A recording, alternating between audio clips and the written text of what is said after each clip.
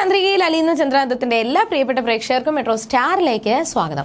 അപ്പോൾ എന്തായാലും ഇനി എന്തൊക്കെയായിരിക്കും നമ്മുടെ നന്ദയുടെയും ഗൗതമിന്റെയും ജീവിതത്തിൽ സംഭവിക്കാൻ പോകുന്നത്, ഇനി ഗാഥ കാരണം എന്തൊക്കെ പ്രശ്നങ്ങളായിരിക്കും ഇന്ത്യവരത്തിൽ സംഭവിക്കാൻ പോകുന്നത് എന്നൊക്കെ നമുക്ക് നോക്കാം.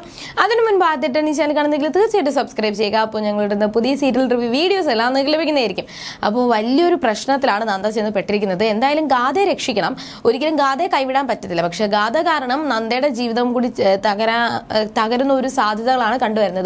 അപ്പോൾ എന്തായാലും നമ്മുടെ നന്ദയും ലക്ഷ്മിയും കൂടി സംസാരിക്കുന്നുണ്ടായിരുന്നു. അപ്പോൾ ലക്ഷ്മി നന്ദ ഒരുപാട് വട്ടം പറയുന്നുണ്ട്, ഒരിക്കലും ഗാഥയുടെ ഭാഗത്ത് നിന്ന് അങ്ങനെ ഒരു പ്രശ്നം വരത്തില്ല.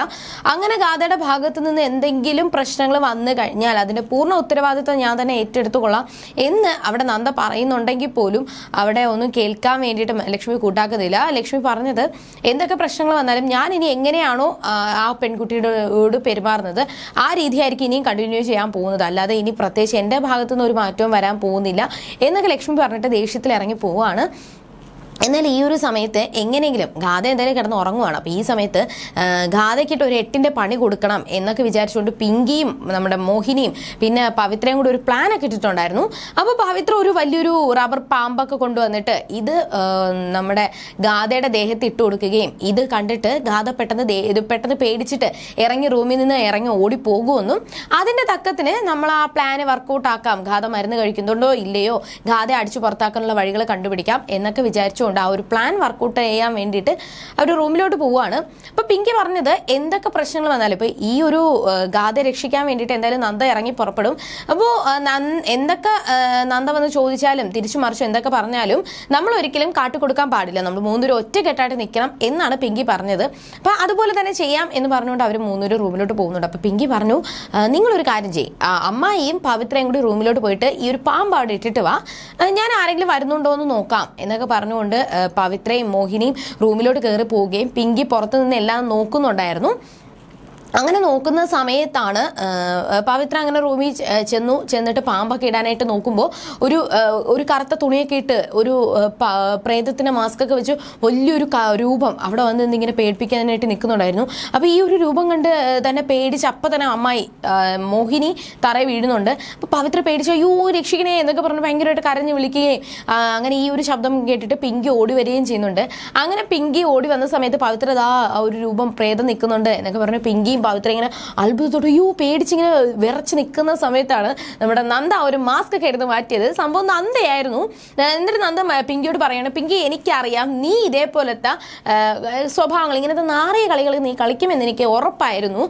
ഗാഥ ഇവിടെ വന്നതുകൊണ്ട് തന്നെ ഗാഥയെ അടിച്ചു പുറത്താക്കാൻ വേണ്ടിയിട്ട് നീ ഇതുപോലത്തെ പ്ലാനുകൾ ഇടുമെന്നും അത് വർക്കൗട്ട് ചെയ്യുമെന്നും എനിക്ക് നല്ല ഉറപ്പുണ്ടായിരുന്നു. അതാണ് ഞാൻ ഇവിടെ കാത്തിരുന്നത്. അതുപോലെ തന്നെ ചെയ്തു. നീ ആയിരിക്കും ഈ ഒരു പ്ലാന് കണ്ടുപിടിച്ചത്, കാരണം അത് അപ്പം തന്നെ പൊളിഞ്ഞു പോയി, അതുകൊണ്ട് നിന്റെ പ്ലാൻ ആയിരിക്കും എന്ന് അവിടെ നന്ദ പറയുന്നുണ്ട്.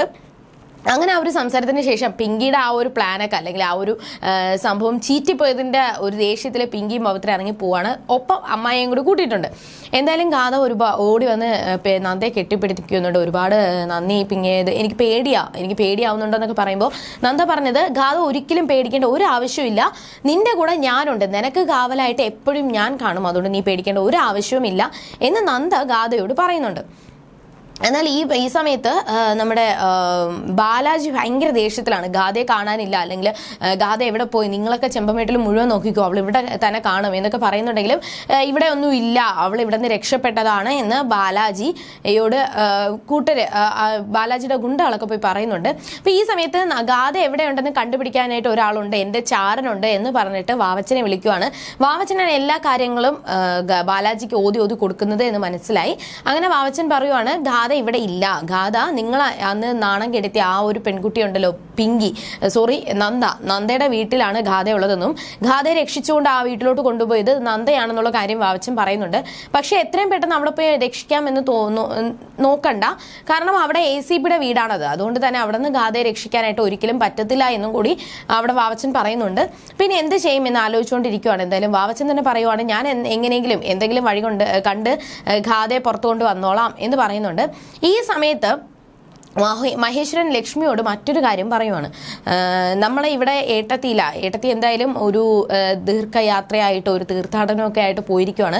അപ്പോൾ ഇവിടെ ഒരു നാഥൻ വേണം. ഇപ്പം പണിക്കാർക്ക് പൈസ കൊടുക്കണമെങ്കിലും അത്യാവശ്യ കാര്യങ്ങളൊക്കെ നോക്കണമെങ്കിലും അവിടെ ഒപ്പ് വേണം, കാരണവത്തിയുടെ ഒപ്പ് വേണം.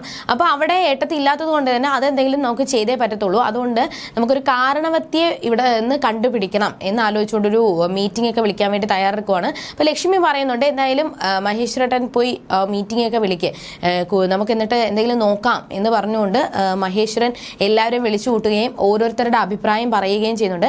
അവസാനം ലക്ഷ്മി പറഞ്ഞത്, ഇവിടെ മൂത്ത മരുമകളല്ലേ ഇത് ചെയ്യേണ്ടത്, അതുകൊണ്ട് നന്ദ തന്നെ ചെയ്യട്ടെ എന്ന് പറഞ്ഞുകൊണ്ട് എല്ലാവരുടെയും ഒരുപോലത്തെ സമ്മതപ്രകാരം നന്ദയ്ക്ക് ആ ഒരു താക്കോലൊക്കെ കൊടുക്കാൻ വേണ്ടിയിട്ട് തയ്യാറെടുക്കുന്നുണ്ട്.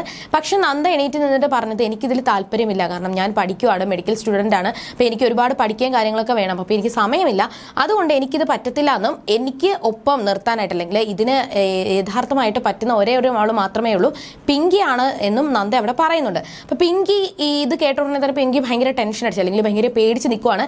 നന്ദ എന്റെ പേരാണോ പറഞ്ഞത് എന്നൊക്കെ പറഞ്ഞ് ഇങ്ങനെ ആലോചിച്ചുകൊണ്ട് നിൽക്കുവാണ്. അപ്പൊ ഇനി എന്തൊക്കെയായിരിക്കും സംഭവിക്കാൻ പോകുന്നത്, ഇനി ഇന്ത്യവരത്തിൽ എന്തൊക്കെ പ്രശ്നങ്ങളായിരിക്കും ഇതിന്റെ മുന്നോടിയായിട്ട് നടക്കാൻ പോകുന്നത് എന്നൊക്കെ നമുക്ക് വരുന്ന ആളുകൾ കണ്ടറിയതായിരിക്കും. ബൈ.